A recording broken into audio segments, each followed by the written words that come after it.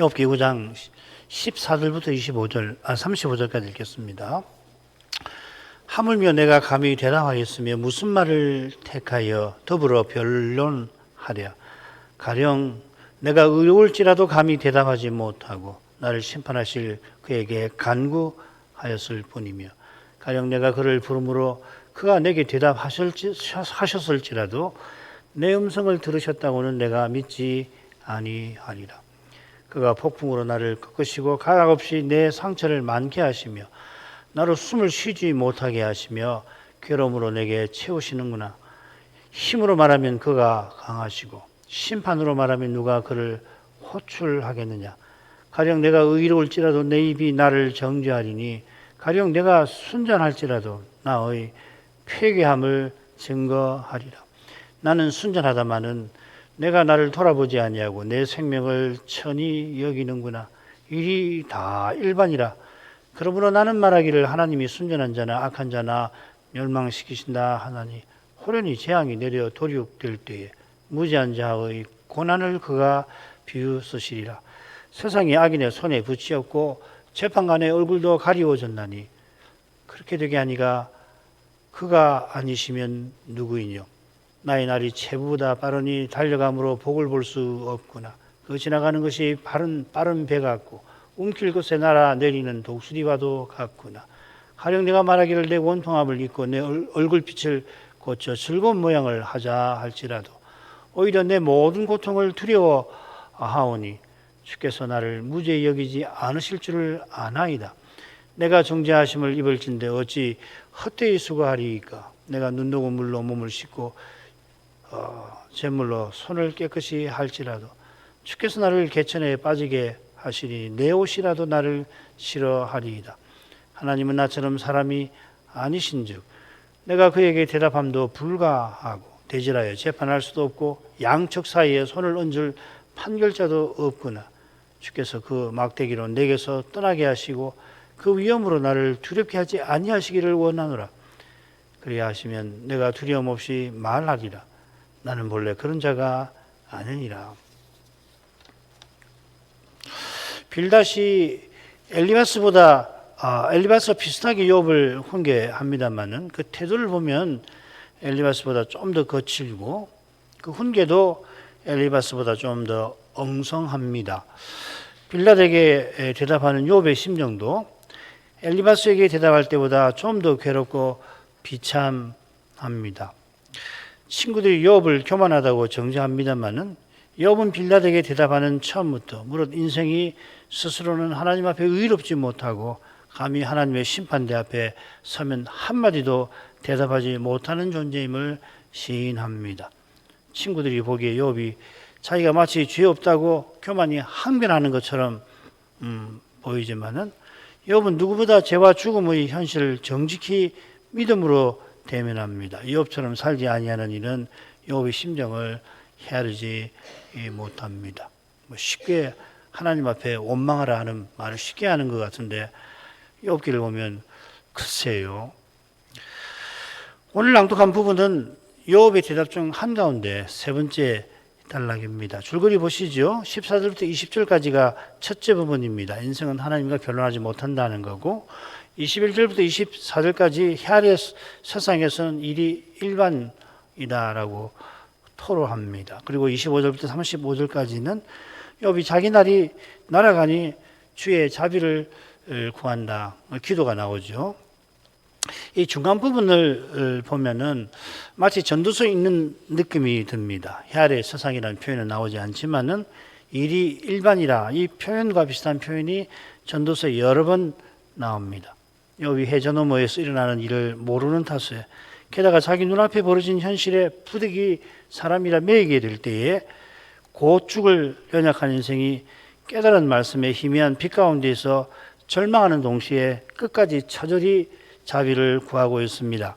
자, 이런 배경에서 각 부분을 천천히 살피고 전체 부분의 교훈을 나중에 생각을 해볼까 합니다. 처음 부분으로 가죠. 역시 셋으로 나눠보겠습니다.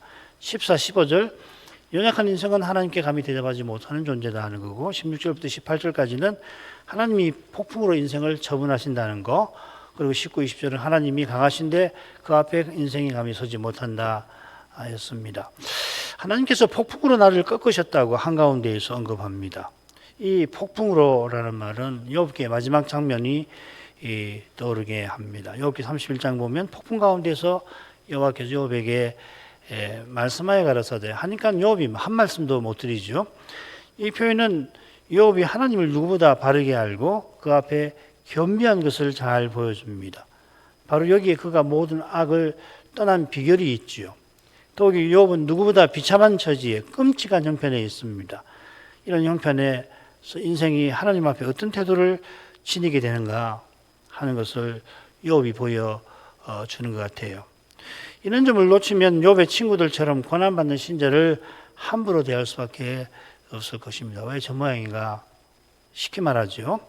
처음으로 갑니다. 하물며 내가 감히 대답하겠으면 무슨 말을 택하여 더불어 변론하랴. 가령 내가 어려울지라도 감히 대답하지 못하고 나를 심판하실 그에게 간구하였을 뿐이며.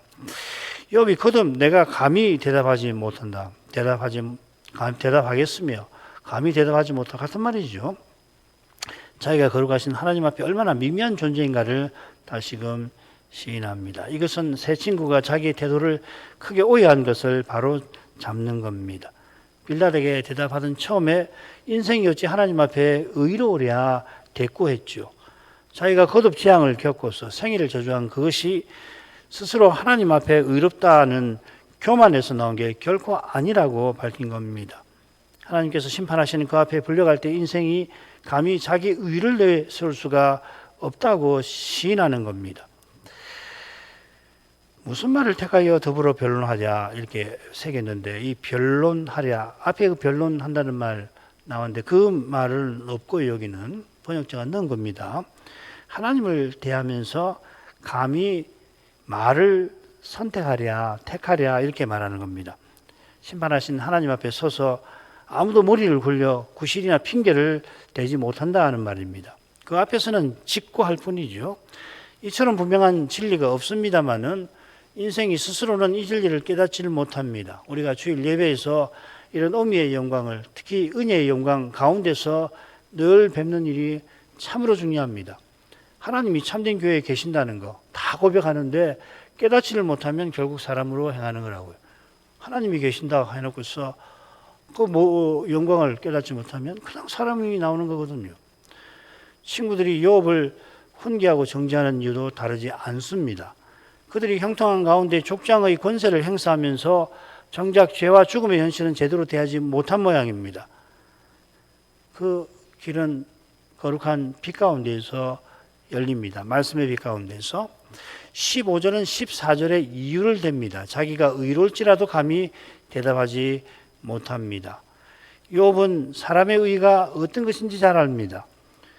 하나님이 칭찬하실 만큼 욥은 순전한데 욥이 그렇게 순전한 근거는 오직 은혜에 있습니다. 바울도 그리스도께서 우리의 의로움이 되셨다. 고린도전서 1장 30절에 교훈하고 바로 이어서 자랑하는 자는 주 안에서 자랑하라. 이건 자랑하는 자는 주를 자랑하라 이 말로 번역하는 게 좋습니다. 주 안에서 자랑하다 하고 번역할 수 있지만 주를 자랑하라는 말이거든요. 그 주 안에서 자기를 자랑하라는 말이 아니고요. 주님을 자랑하라는 겁니다. 죄인에게 의로움이 되어주신 그 주님을 자랑하라, 의지하라, 찬송하라 이 말이죠. 욥이 이런 진리를 늘 깨달은 까닭에 순전을 지킬 수 있었습니다. 욥이 재앙당한 일을 두고 자기를 의롭다고 말할 때 억울함을 그저 토로하려는 게 아닙니다. 그런 심정이 욥에게 전혀 없다 말할 수는 없겠습니다만은 인생이 누구나 그런 경우에 억울함을 저절로 느끼게 되는데도 중요한 점은 욥이 거기에 갇히지 않는다는 겁니다. 과연 그는 하나님께서 참소하는 사단과 거룩한 전투 벌이시는 데에 쓰실 만한 인물이었습니다. 바울이 스스로는 당장에 떠나서 주와 함께 있을 그 편을 택하겠지만은 교회의 유익을 위해서 자기의 생명을 소진하려고 하는 그런 태도. 자기 개인으로서는 이미 많은 일을 해한 거 아니에요. 빌립보서 같으면 상당히 뒤에 쓴 서신인데요. 남은 생명도 이 교회를 위해서 소진하겠다는 그런 태도가 욥에게 틀림없이 있었을 줄 믿습니다. 이건 이런 믿음으로 살아가는 사람은 아는 거예요. 참된 믿음으로 사는 사람은 사사롭지 않거든요. 하나님과 교회를 위해서 사는 거란 말이죠. 바울이 살아도 정신이 온전해도 하나님을 위해서, 정신이 미쳤어도 교회를 위해서 그런 이야기를 하잖아요. 이런 삶의 태도는 당연히 은혜로 말미암고 메시아 신앙에서 나오는 거예요. 이런 태도에 비추어서 나를 심판하실 그에게 간구하였을 뿐이라 한 말을 보십시다. 우선 간구하였을 것이라고 새겼는데 이렇게 하면 이제 과거에 있었을 법한 일을 상정하고 말하는 건데 지금 그렇게 말하는 거 아닙니다. 그보다는 인생이 자기를 심판하실 하나님 앞에 설 경우에 그분의 자비를 구할 뿐이라 고백하는 겁니다. 우리가 양과 염소에 비유해서 이 사실을 확인할 수 있죠. 양들이 주님의 칭찬을 받는데 자기네가 칭찬받으려 하지 않았다고 아뢰입니다. 먼저 주님께서는 창세로부터 너희를 위하여 예비된 나라를 상속하라, 내 아버지께 상속하라 하면서 내가 줄일 때 너희가 먹을 것을 주었다고 칭찬하셨습니다.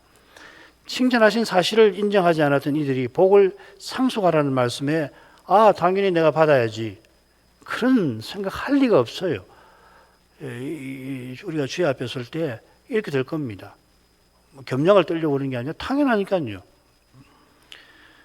그런 생각을 그들이 세상 살면서 지닐 수가 없었을 거예요.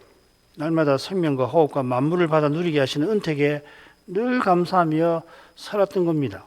바울은 자기를 높이는 고린도 지도자들에게 네게 있는 것 중 받지 아니한 것이 무엇이뇨 하고 책망했죠.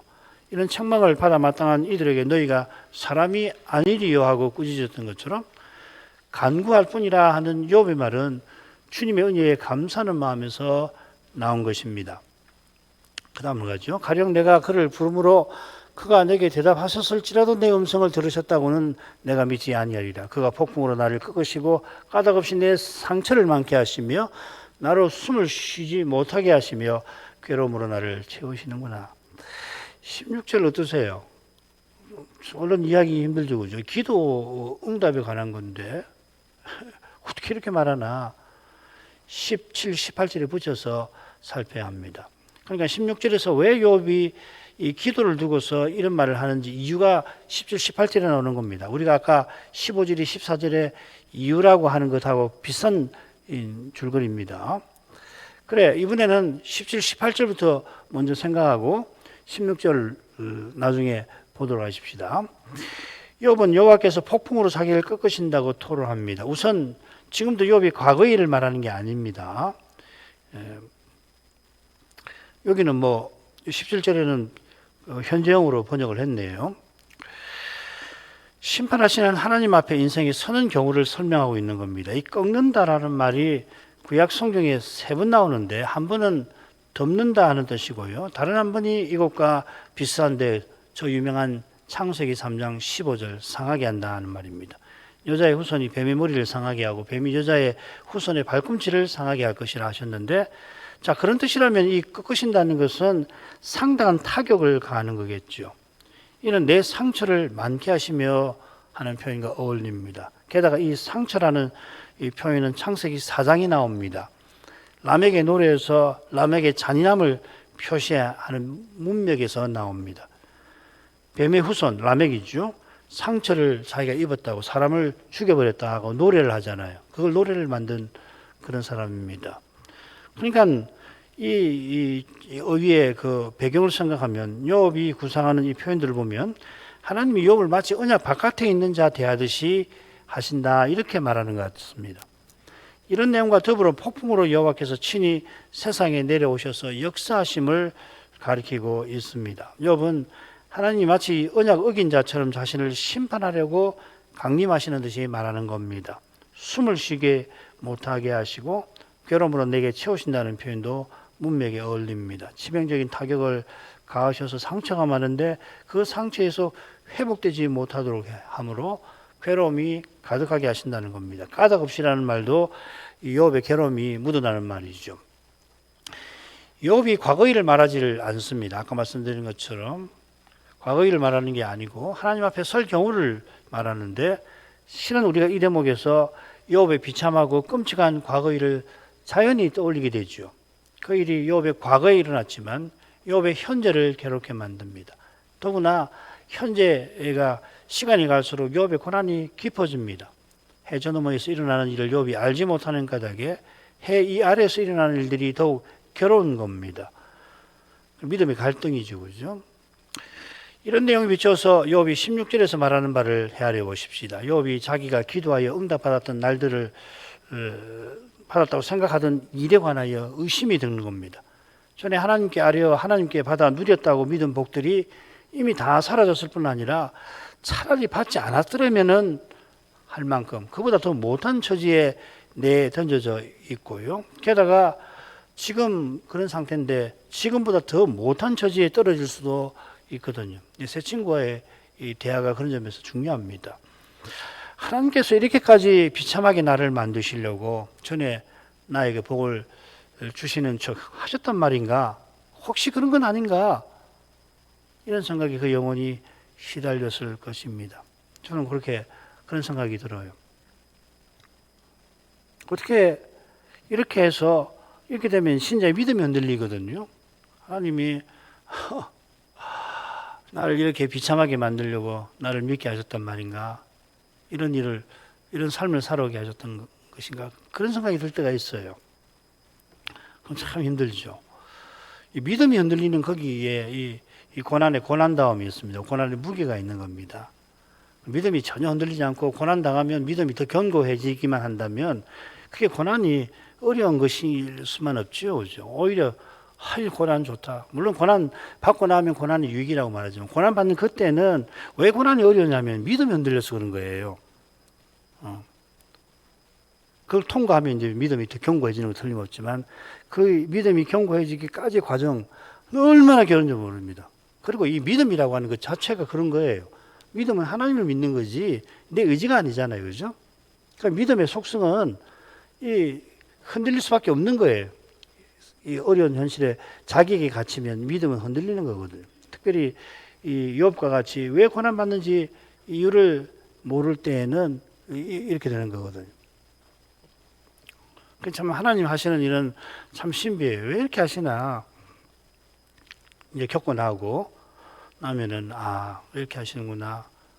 하나님 말씀을 깨닫게 될 때 이렇게 하셔야 이 죄와 죽음의 권세의 문제를 제대로 다루실 수가 있어서 그렇게 하시는구나. 그걸 더 알게 되는 거죠. 이 사람이 스스로는 견디지 못할 만큼 힘든 것이 이 고난이에요. 그래서 얼른 내 목숨을 가져가주셨으면 그런 생각이 들 때도 있거든요. 욥이 좀 그러잖아요.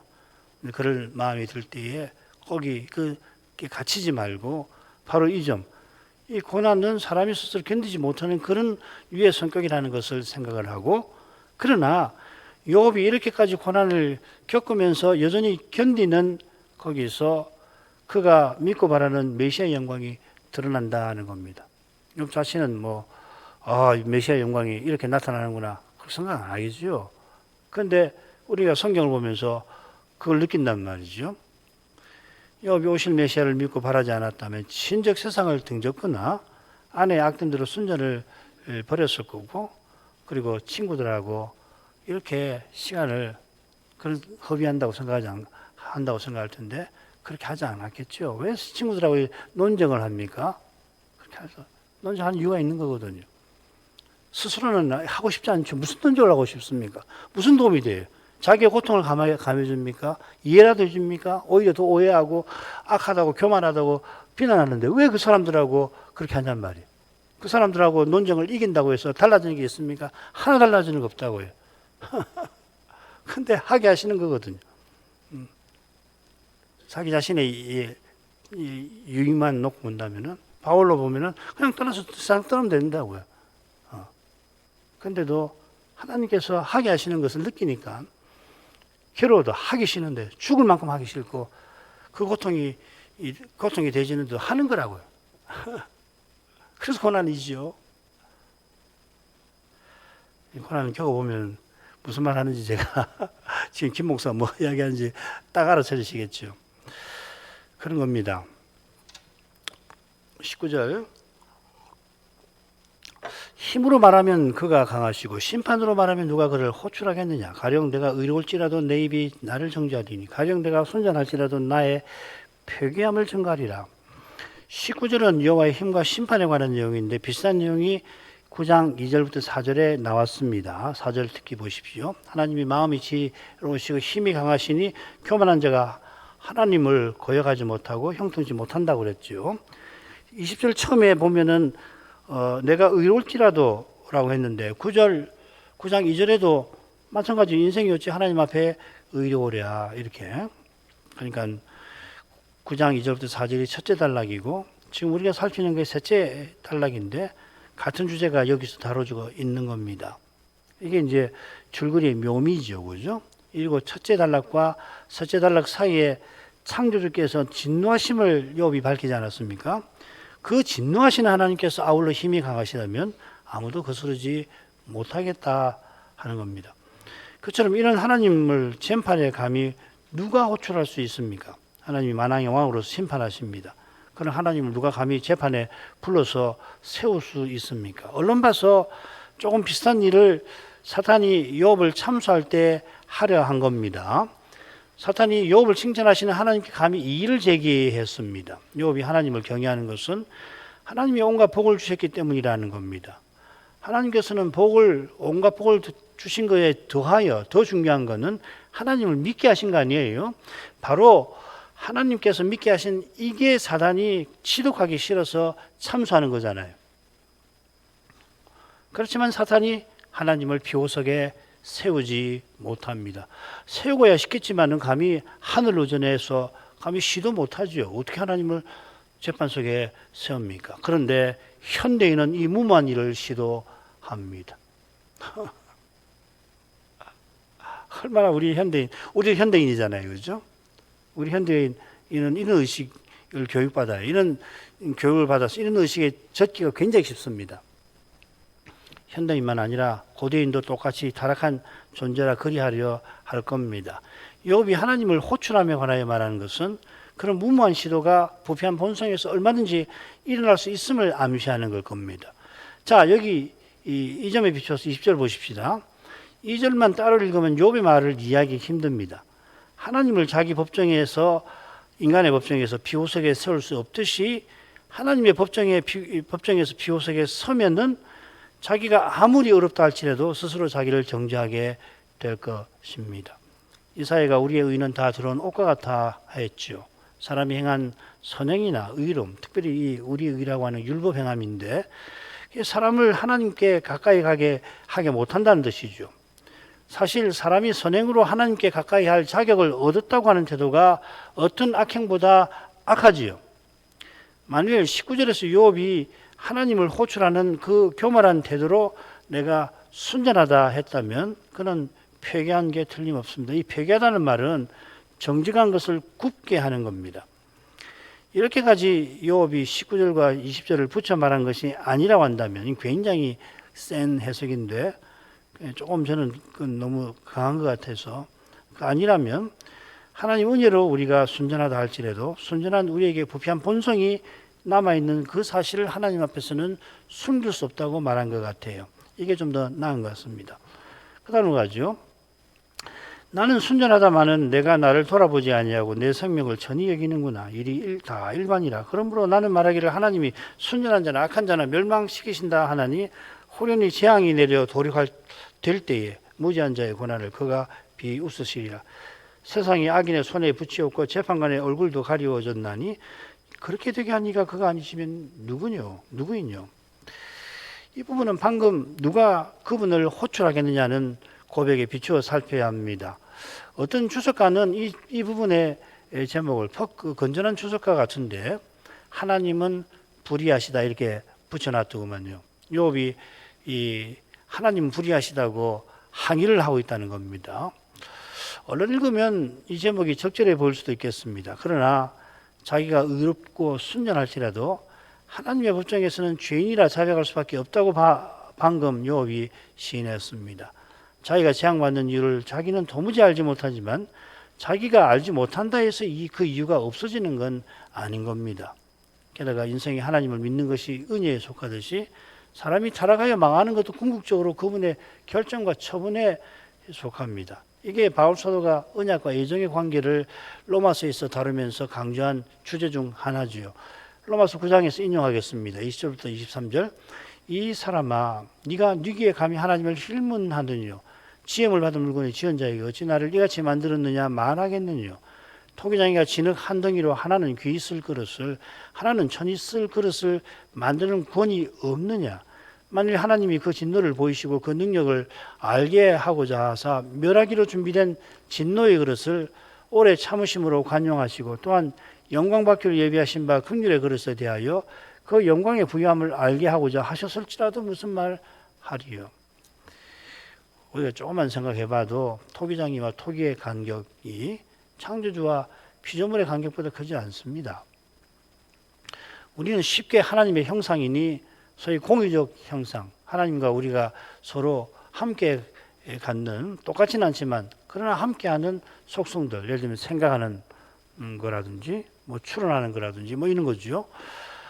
도덕적인 속성들을 들어서 하나님이, 인생이 하나님과 비슷하다고 생각하는 경향이 있습니다만은, 그런 생각보다 하나님이 얼마나 높으신지 실은 헤아릴 길이 없는 겁니다. 가령 인류가 오랫동안 하늘의 별들이 완벽한 구체고 완벽한 운운동을 한다고 생각을 했지요. 그런데 실제로 관찰을 해보니까 별들이 대체로는 둥글긴 하지만 엄밀하게 구체가 아니고 울퉁불퉁한데 그게 무슨 완벽한 구체예요?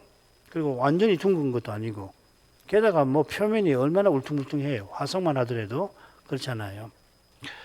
별의 궤도도 차라리 타원일 뿐 아니라, 또한 태양이 지구를 중심으로 도는 게 아니라 그 반대라는 것을 알게 되었어도 더 연구해 보니까 실은 태양계 자체가 약 2억 년 주기로 공전할 뿐 아니라 태양계가 한 바퀴 도는데 2억 년이 걸린다는 거예요.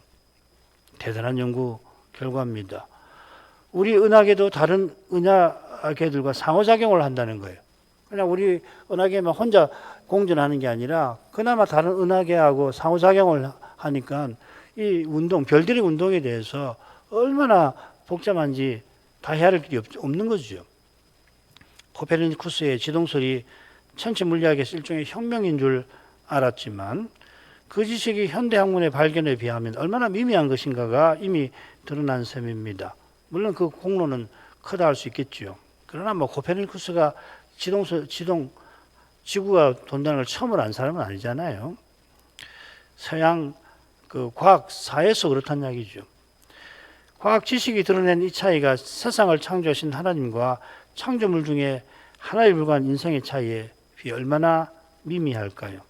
하나님께서 어떤 사람을 구원하기로 선택하고 다른 사람은 그리하지 않으셨다는 이 표현이 하나님 행하시는 신비한 일을 담아내는데 얼마나 부족하고 부족한지 모릅니다. 우리는 그렇게 표현할 수밖에 없지만, 그러나 실제로 하나님 행하시는 일을 담아내기에는 우리 언어는 한계가 있습니다. 우리 언어는 시간을 떠나서는 작동할 수 없는데 특별히 그것 때문에 더 그러죠. 선자와 사도가 토기장이를 든 것은, 이사야와 바울이 토기장이를 든 것은 태초에 하나님께서 사람을 흙으로 빚으신 사실과 붙어 있겠죠.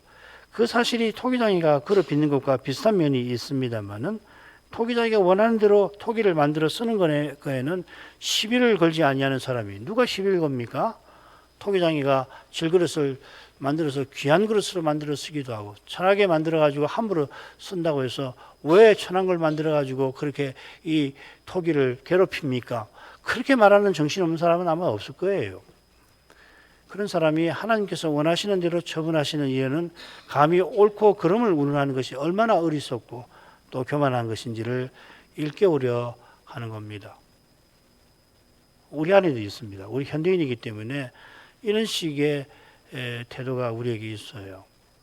특별히 이제 고난 문제, 아까 그 C.S. 루이스 책을 잠시 각주에 달았는데, 이 고난 문제를 가지고서 왜 하나님이 이러실 수 있느냐? 그 악하신 거 아닌가? 뭐 이런 거죠. 사람이 아무리 지식이 많아지고 아무리 기술이 뛰어나서 당장이라도 누구 말처럼 신과 같이 불멸할 것처럼 말할지라도 하나님은 여전히 우리 생각보다 무한히 크시고 또 그 행하시는 일은 여전히 높고 신비할 것입니다. 이처럼 거룩하신 하나님 앞에 인생은 겸손해야 합니다. 그분의 긍휼과 자비와 선하심과 사랑과 은혜를 구해야 합니다. 자, 이런 내용에 비추어 욥이 이 부분에서 뭘 말하려고 하는지 살피겠습니다. 욥은 자신의 순전함을 말하면서 내가 나를 돌아보지 아니하고 내 생명을 천히 여긴다 합니다. 빌닷은 하나님께서는 순전한 자를 버리지 아니하신다고 장담을 했습니다마는 욥은 자기가 순전할지라도 악한 자와 다를 바 없는 처지에 놓였다 자절합니다. 하나님께서 자기를 버리신 것 같으니 그런 자신을 욥은 돌아볼 마음이 생기질 않습니다. 저는 살고 싶지 않습니다. 욥의 그런 마음에서 일이 다 일반이라는 말이 투명하게 나옵니다. 하나님께서 평생 순전을 지키는 자기를 악인과 다름없이 대하는 것 같으니 자기 눈앞에서 벌어지는 일이 다 거기처럼 보입니다. 자기가 평생 깨달은 말씀에 따르면 자기가 이처럼 끔찍한 재앙을 당해서는 안 됩니다. 자기처럼 그렇게까지 비참한 일이 신자의 삶에 일어나서는 안 됩니다. 더욱이 순전한 자기가 가장 가까운 이들에게 미움과 오해를 받아 천하의 악인으로 취급받는 일은 하나님에게 도저히 어울리지 않습니다. 이런 견고한 생각이 그러나 두 재앙에 산산조각 나더니 친구들의 방문에서는 가루가 되고 말았습니다.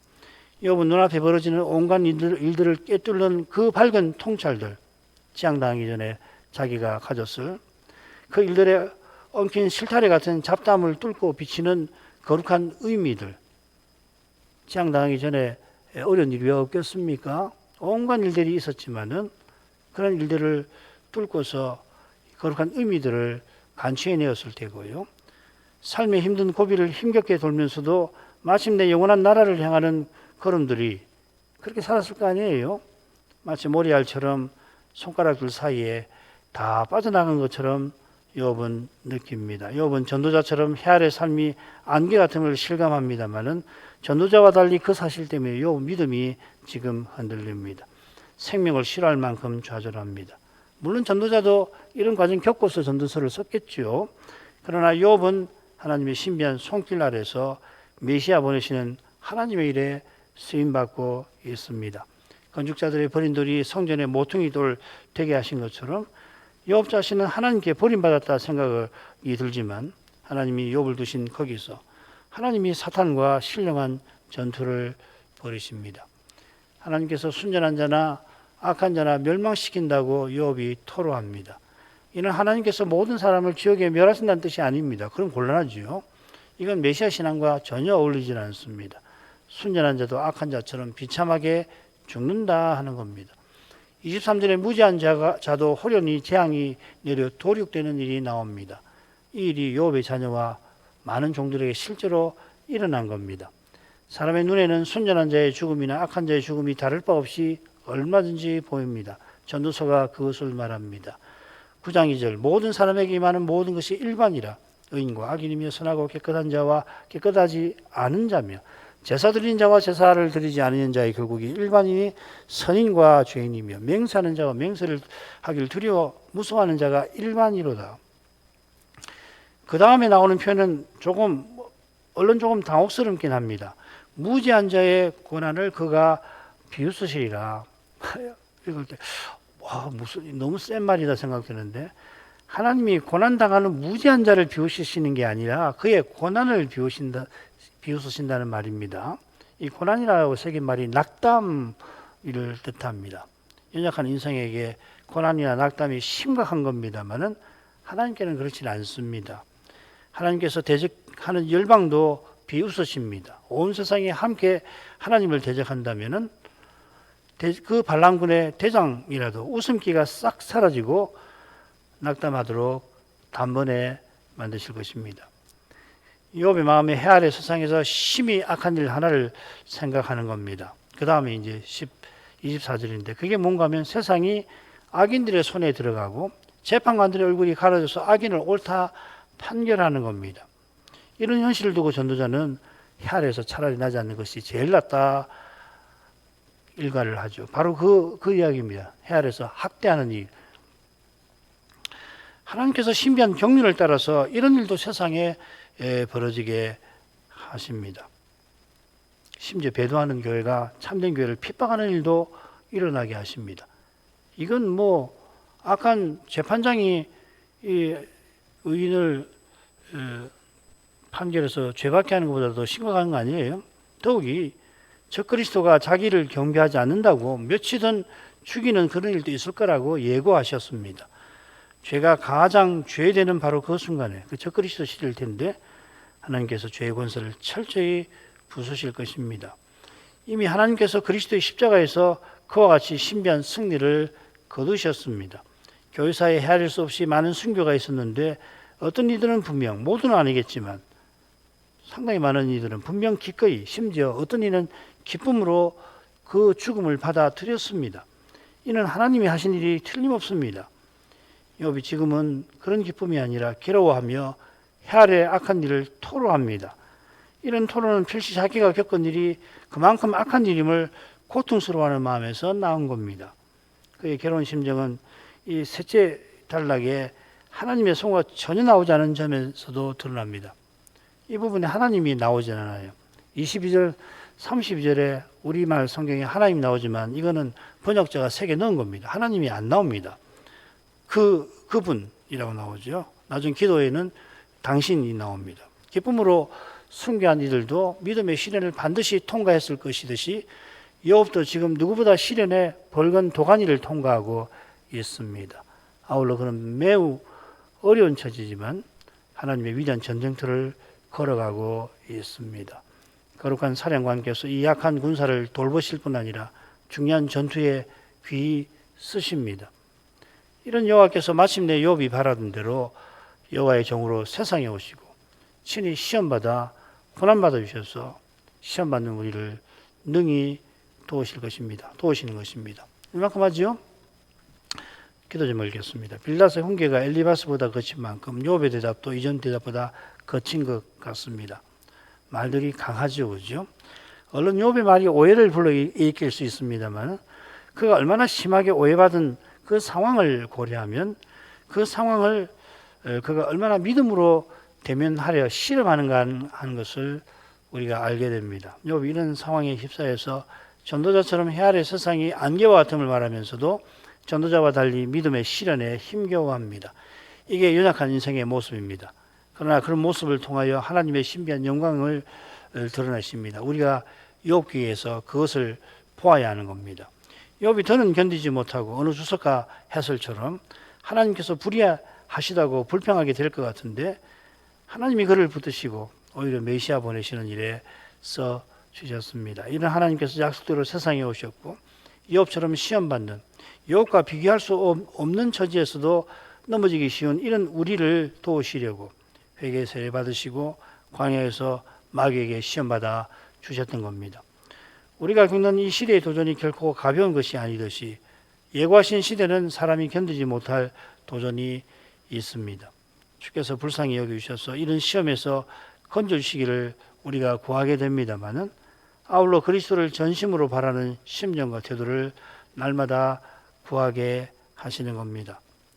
우리가 이날에도 그리스도의 심정과 태도를 본받게 해 주시라고 구하겠습니다. 이것이 이 시대를 이기는 길인 것입니다.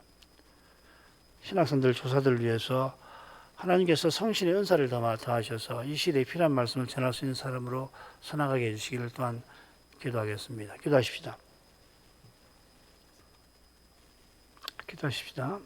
거룩하신 아버지, 이 밤에 다시 욥기 말씀을 통하여서 믿음의 길을 어떻게 걸어가는지를 생각하게 해주시니 감사드립니다. 욥이 빌닷의 다소 거친 훈계에 그 심정이 엘리바스 때보다 더 괴로운데 떨어진 것을 봅니다. 얼른 그가 끔찍한 재앙을 겪고 자기가 그런 일 당할 사람이 아닌 것을 토로하는 것처럼 보이지만 주께서 칭찬하신 주의 종다옵게 그가 실로 괴로웠던 것은 그가 일평생 견지한 그 믿음, 하나님이 은혜로 주신 그 믿음이, 그 믿음으로 그가 깨달았던 말씀에 눈에 보이는 현실이 너무나 어긋나 보여 그 믿음이 흔들리는 거기에 있는 줄 압니다. 그가 믿고 바라던 것이 무엇보다 하나님이 약속하신 대로 메시아를 보내어 죄와 죽음의 문제를 다 해결해 주시고 영원한 나라 세워주시는 그걸 그가 믿고 바랐을 텐데 사랑하는 언약의 자녀들이 하루 만에 다 죽어버리고 아끼던 많은 종들도 그리한 데에서, 게다가 몸이 악창이 심해서 사랑하는 아내마저 낙담하며 하나님을 욕하고 죽으라고 할 정도였으니 친척들과 지인들도 그를 그야말로 벌레 마냥 멸시를 할 뿐 아니라 가장 가까운 친구들이 위로하러 와서는 욥을 교만한 자, 그 교만으로 하나님께 우선 재앙을 받은 자로 취급당하였으니 그가 지금껏 하나님과 거룩한 사귐 가운데서 하나님이 누구보다 선대해 주셔서 자기가 복된 삶을 살았다고 생각한 그 모든 것이 실은 이런 비참하고 끔찍한 고통을 당하게 하려 하심이 아니었을까? 이런 생각에 필시 그가 시달렸을 줄로 짐작합니다. 모세가 자기 민족의 참된 구원을 위해서 무엇이든지 심지어 자기가 저주받는 일조차 감수하려 했던 그런 고귀한 심정이 당대 누구보다 경건했던 주의 종 욥에게도 있었던 까닭에 그가 친구들에게 대답하는 그 수고도 마다하지 않은 줄 믿습니다. 그의 숨결이 언제 끝날지 모를 만큼 그의 병은 중하고 그의 영혼이 자기 생명을 싫어할 만큼 그 마음이 괴로운 상태이므로 그가 친구들에게 그저 자기 억울함을 항변하려 한 것이 결코 아니고 죽는 순간까지 믿음의 길을 정직하게 걷고자 함인 줄 믿습니다. 당장이라도 여호와께서 자기 생명을 취하여 가 주시기를 바라지만 그 순간까지 욥이 오실 메시아를 간절히 바랐던 거기서 이 시대에 또 이보다 더 어려울 시대에 믿음의 길을 걸어가는 것은 얼마나 힘든 것인지 그게 사람이 스스로는 걸을 수 없는 그런 길임을 저희가 모르지 않게 해주시고 약하고 약한 욥을 끝까지 붙들어 주시고 그가 바라던 대로 메시아를 보내주신 하나님, 그 하나님을 저희가 늘 부르며 의지하게 해주시고 약속대로 그리스도를 다시 보내실 그날을 늘 소망하며 살아가게 하시옵소서. 예수님 이름으로 기도합니다. 아멘.